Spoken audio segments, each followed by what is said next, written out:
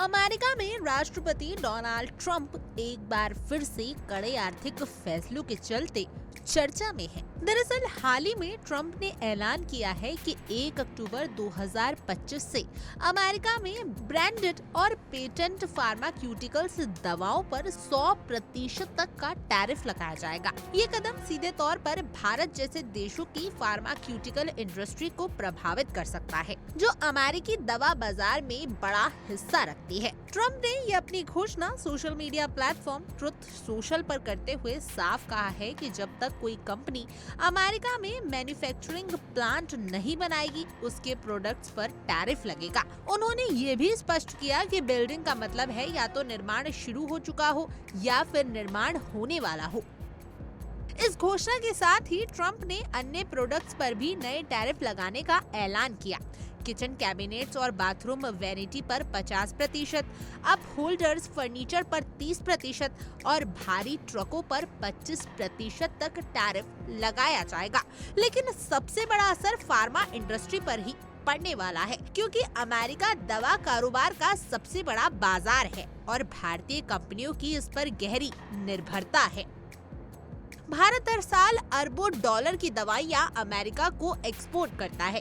साल 2024 के आंकड़ों पर नजर डालो तो भारत ने 27.9 अरब डॉलर की दवाओं का निर्यात किया था, जिसमें से लगभग 31% यानी 8.7 अरब डॉलर का व्यापार केवल अमेरिका से हुआ।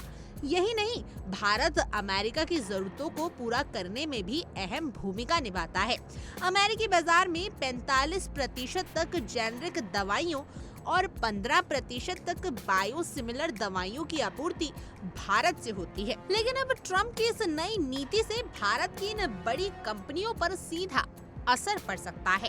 अमेरिका के बाजारों में भारतीय जेनरिक दवाइयां हमेशा से किफायती दामों पर उपलब्ध होती रही हैं, लेकिन 100% तक के टैरिफ के बाद ये दवाइयां महंगी हो जाएंगी। ऐसे में अमेरिकी उपभोक्ताओं और बीमा कंपनियों को भी अतिरिक्त बोझ उठाना पड़ सकता है।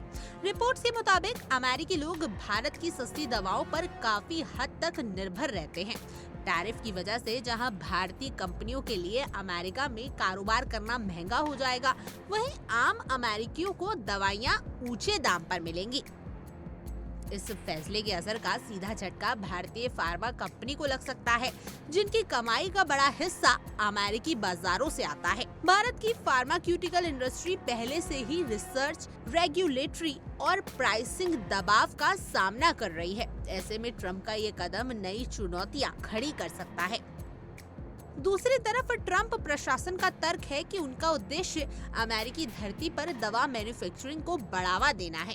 उनका साफ कहना है कि जब तक कंपनियां अमेरिका में अपने उत्पादन केंद्र नहीं बनाती, तब तक उन्हें ऊंचा टैरिफ चुकाना ही होगा। इस रणनीति से अमेरिकी कंपनी को फायदा मिल सकता है, लेकिन इसका खमियाजा भारत जैसे देशों की फार्मा इंडस्ट्री और अमेरिकी उपभोक्ताओं दोनों को भुगतना पड़ सकता है। भारत और अमेरिका के बीच दवाइयों का ये विशाल कारोबार हमेशा से मजबूत रहा है, लेकिन ट्रंप के इस फैसले से आने वाले दिनों में इसमें बड़ा बदलाव देखने को मिल सकता है।